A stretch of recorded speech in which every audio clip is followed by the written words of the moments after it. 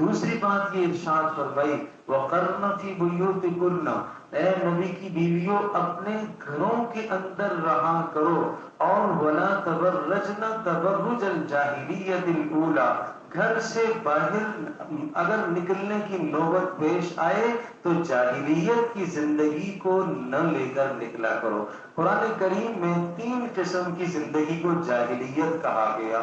Number 1 فرمایا یہ بے حجاب ہو کر باہر نکلنا جاہلیت کی زندگی۔ نمبر 2 افحکم الجاہلیت یبغون، اللہ کے حکم کو چھوڑ کر کسی اور میں کامیابی سمجھنا جاہلیت کی زندگی۔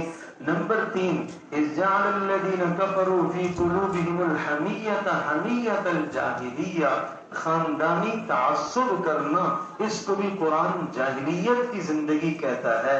ایک خاتون پڑھی لکھی ہے، اعلیٰ ڈگریاں اس کے پاس موجود ہیں، مگر قرآن کی تعلیم سے ناآشنا ہے، سنت کی تعلیم سے ناآشنا ہے، بے حجاب ہو کر باہر نکلتی ہے، قرآن کریم اس کو جاہلیت کی زندگی کہتا ہے۔ وَأَقِمْنَ الصَّلَاةَ، گھروں کے اندر رہ کر تم نماز قائم کرو۔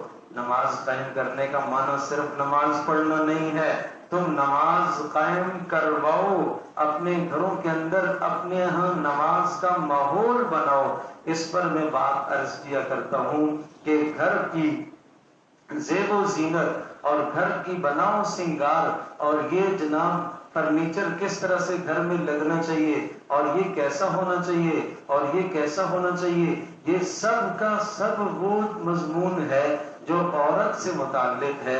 بالکل اسی طرح سے ایک عورت کی ذمہ داری ہے کہ گھر کے اندر دینی ماحول کیسے بنایا جائے، دینی ماحول کا قائم کرنا ایک عورت کی ذمہ داری ہے۔ بہت اچھی طرح سے اس بات کو ذہن نشین فرمائیے گا کہ گھر کے اندر دیندار ماحول قائم کرنا ایک عورت کی ذمہ داری۔ مرد گھر میں داخل ہوتا ہے تو اسے کیا نظر آتا ہے؟ گھر سنورا ہوا ہے، فرنیچر سلیقے سے رکھا ہوا، بستر سلیقے سے رکھے ہوئے، اسی طرح سے صفائی ستھرائی ہے، گھر میں پودے گملے سب سلیقے سے رکھے ہوئے۔ اگر گھر کے اندر عورت نے دیندار ماحول قائم نہ کیا تو یہ گھر کی ناکام عورت ہے۔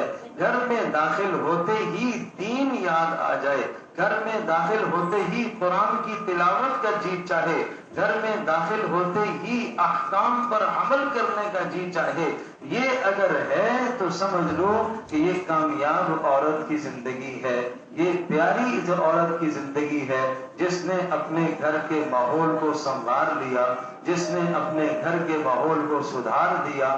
تو گھر کا ماحول بنانا ایک عورت کی ذمہ داری ہے۔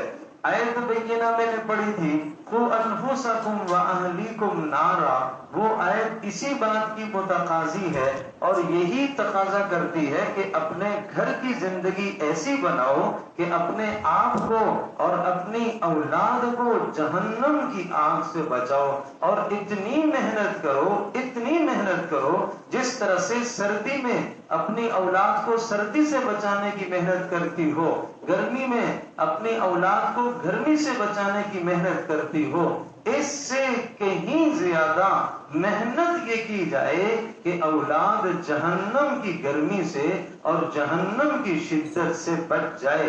جس ماں نے روزانہ یہ محنت کی، جس باپ نے روزانہ یہ محنت کی، جس شخص نے روزانہ یہ محنت کی، وہ کامیاب ترین انسان کہلائے گا، اس کی زندگی کامیاب ہے۔ جس نے اس پر محنت کی اس کی زندگی کامیاب ہے۔ اس لیے پیارے رسول صلی اللہ تعالی علیہ وسلم جو دین لے کر آئے ہیں، اس دین کے اندر یہ بڑی اہمیت کی حامل یہ بات ہے کہ عورت اپنے گھر کی زندگی کو سدھارے۔ عورت سے گھر کے اندر دین آئے گا تو دین باہر بھی آئے گا۔